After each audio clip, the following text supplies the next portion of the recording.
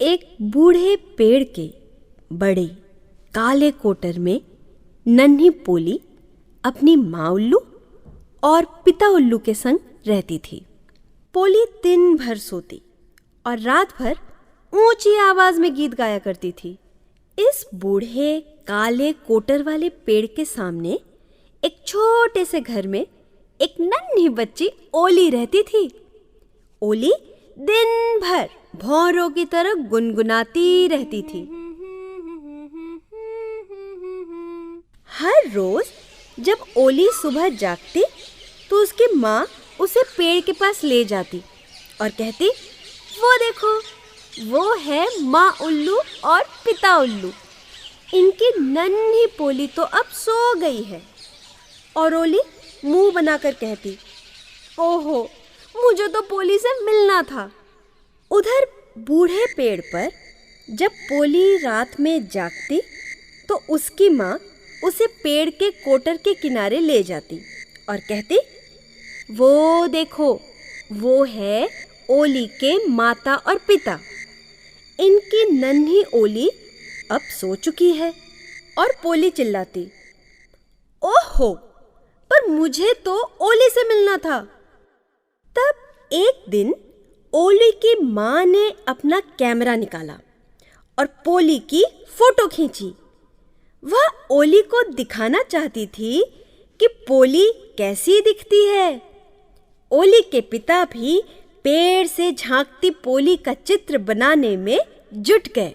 इधर ओली सारा दिन रटती रहती, काश मैं पोली से मिल पाती।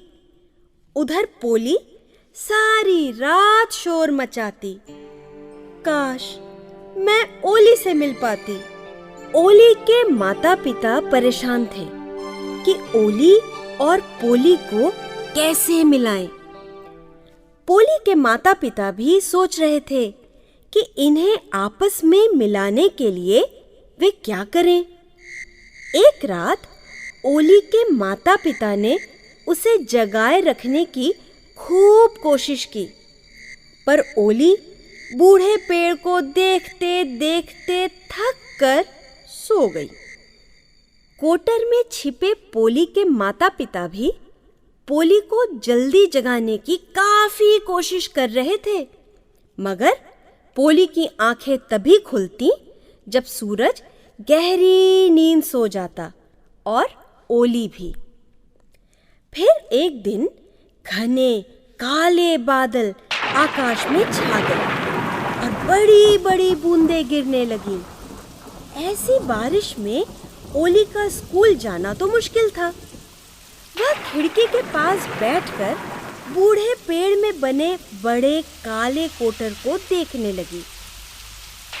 बूढ़े पेड़ पर पोली भी सो नहीं पा रही थी।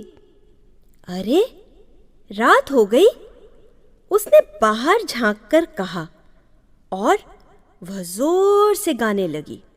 चंदा मामा दूर के, पुए पकाए पूर के। ओली ने पोली की आवाज सुनी और वह बारिश में भीगती हुई कोटर वाले बूढ़े पेड़ की ओर भागने लगी। पोली कोटर के अंदर घुसने ही वाली थी कि उसने मुड़कर देखा। ये तो ओली की माँ नहीं थी और न ही उसके पिता। तब तो ये जरूर ओली ही होगी। पोली खुशी से चिल्लाई।